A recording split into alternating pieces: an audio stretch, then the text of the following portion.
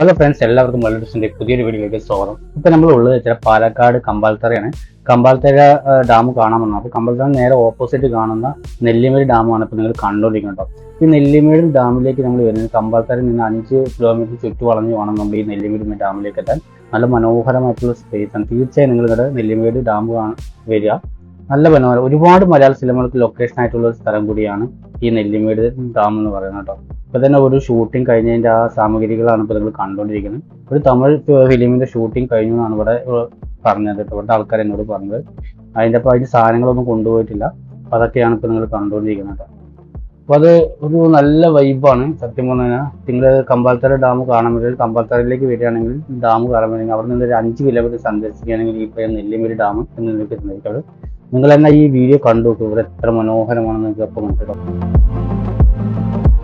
ഒരുപാട് തെങ്ങ് തോക്കുകളുടെ ഇടയിൽ ഇവിടെ ഇങ്ങനെ കാറ്റും കൊണ്ട് ഇവിടെ ഇരിക്കാൻ തന്നെ നല്ലാത്ത വൈബാണ്.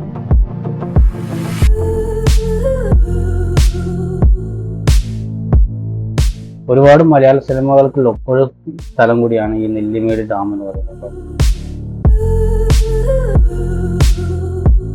ഇപ്പൊ മഴക്കാലം ഒരു മഴ മാറി നിൽക്കുന്നതുകൊണ്ട് തന്നെ ഈ കാര്യമായിട്ട് വെള്ളമോ കാര്യങ്ങളൊന്നുമില്ല. ഇവിടെ വന്ന് കുളിക്കാനൊക്കെ പറ്റും.